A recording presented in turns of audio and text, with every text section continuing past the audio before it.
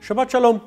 In our Torah portion, we learn about skin diseases that cause impurity. And these diseases require a separation between the diseased people and the healthy ones. A person who is declared by the priest as having a defiling skin disease moves out of the camp, and everything that he touches is considered to be unclean. Most of the skin diseases that we learn about in this week's parasha, including leprosy, have been all but wiped out by modern medicine. And the discussion of them is a discussion of the past. Our challenge today is to find relevant meaning amongst the irrelevant diseases that appear in our parasha. Leprosy is a skin disease which is mentioned in the Bible as being a serious and contagious disease that has no cure. In Jewish thinking and understanding, the cause of the disease is a punishment for one's negative behavior, especially for slander, when we hurt people and embarrass them in public, or by gossip, by speaking badly about them behind their back. It is very easy to enjoy talking badly or hearing bad talk about others. It's hard not to believe slander when we hear it, no matter how many times we've discovered it to be false, without any shred of truth. The negative has power. We always remember the negative or the bad things about people.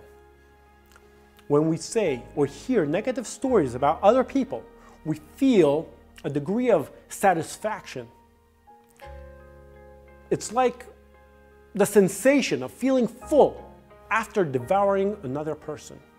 From innocent, happy children who see the good and the beautiful and the fun and everything, we've become skeptical adults who are experts in finding faults, differences, and problems in people and in the world. And you know what? We even enjoy it. It seems as if today no one is ashamed anymore of sins which the mouth commits. I don't think that anyone would have a problem confessing to this sin. But on the other hand, if I were to ask if anyone sinned by way of impure thoughts, fraud, or adultery, no one would openly confess, because these things are still shameful. But improper speech and slander, we all know that these are a sin, but no one is really ashamed of it. The leprosy that comes from negative speech is a physical sign of a negative mental state. And that's exactly Yeshua's intent when he speaks the following. What goes into someone's mouth does not defile them, but what comes out of their mouth, that is what defiles them. At his disciples' request, Yeshua explains this saying. But the things that come out of a person's mouth come from the heart, and those defile them. For out of the heart comes evil thoughts, murder, adultery, sexual immorality, theft, false testimony, slander. The big question is, how do we get out of this situation? The leper, the one who spoke evil and hurt others, goes out to isolation, outside the camp, away from the group. Outside, there's no one to talk about. And there begins the mental process of purification, which leads to the purging of the disease. Then the leper immerses in water, shaves off all body hair, and starts life over again. This is a reference to being born again. In our understanding, one who is born again is one who declares that he believes in God and considers Yeshua to be his personal Savior. And from that moment on, he dedicates his life to God. That person is immersed in water and comes out as a new person. This signifies the death of the old man and his sin, and his resurrection is a new beginning. Even as a nation, God gave us second chances and new beginnings. God cleanses us over and over, and he gives us countless possibilities for a second chance. For one main reason that repeats itself dozens of times in the Torah, that we would be his people and he would be our God. And as a result, we are commanded to guard and to do God's commandment.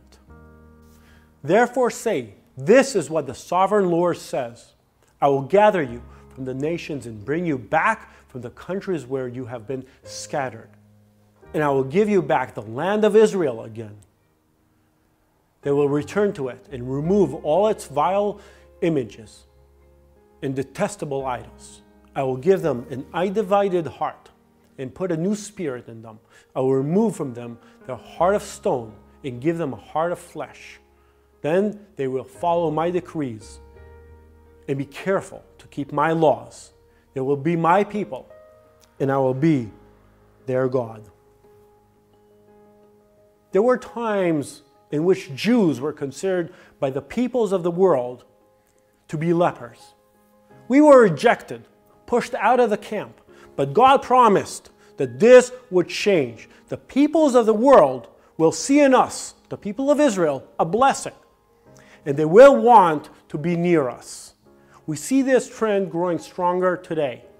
The reason for this is Yeshua. Yeshua was crucified as King of the Jews. Believers from all over the world want to take part in his kingdom. They want to share in this blessing. So they draw near to the King of the Jews and to his people. When I look for a relevant theme from this parasha, I understand it as being all about rejection, be it rightfully or wrongfully. Even today, we see people different from us and we want to keep distant. We want to push them out of the camp, out of the group, just as the leper is cast out. These differences could be over the color of skin, race, nationality, not to mention religion or faith. But what we are most afraid of is a person who shares our religion, our faith, race, nationality, but holds to a different theology. We feel compelled to keep our distance. We see the person with different theology as being dangerous, someone who can infect us with a modern leprosy of thinking outside of our theological box. Could it be that a word of salvation, of redemption, of success could come from the mouth of a leper? This happened in the Haftarah of this week's Torah portion. Can it still happen today? Will we be able to receive the message, the truth? And most importantly, which concerns us here at Nativia, will the people of Israel, will they be willing to hear the gospel of salvation from the mouth of a Messianic Jew? Our Haftarah this week is from 2 Kings chapter 7, verses 3 till 20. In the chapter preceding the Haftarah, we are told of a great famine in Samaria, which is caused by the Aramean siege. The Aramean army encircled the city of Samaria and completely cut it off from all supplies in order to conquer the city. The famine in Samaria was terrible. People were starting to eat their children. There were total despair. The king wanted to kill the prophet Elisha, but Elisha turned to the king and promised salvation.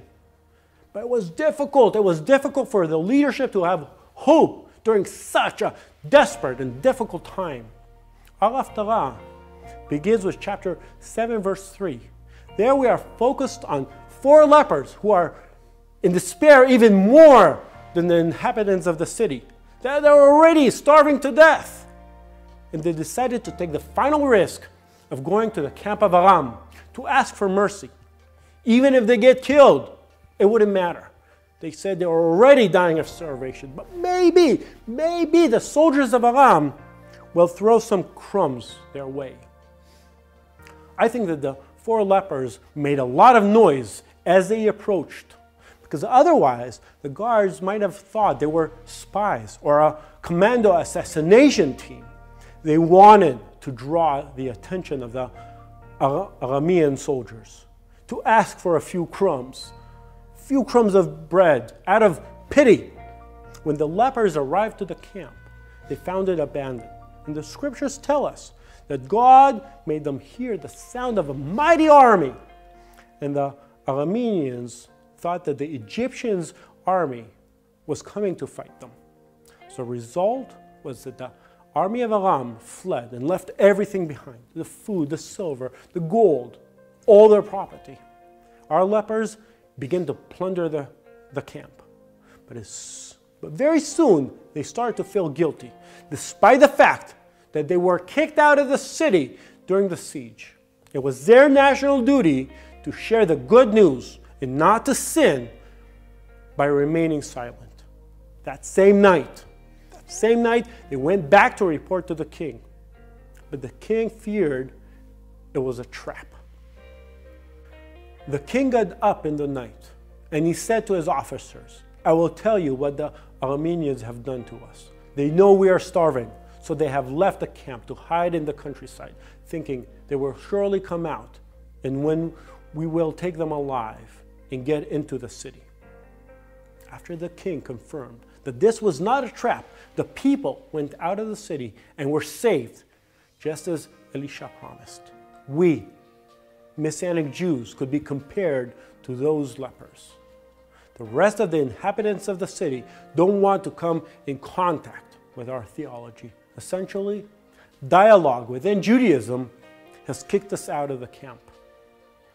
But it is we who have the opportunity to bring the good news of Yeshua, who is sitting, waiting just around the corner. We know that he is there, waiting for his people. But I suppose that most of the people of Israel suspect some sort of Christian trap designed to get them to convert. Our challenge is to be faithful to the gospel which began as a Jewish movement. Will this gospel that we preach cause Jews to remain faithful to the Torah, to the traditions of their ancestors, to their Jewish identity, to remain set apart from the rest of the world? The gospel we preach should lead to the fact that we can truly and honestly say yes to all these questions.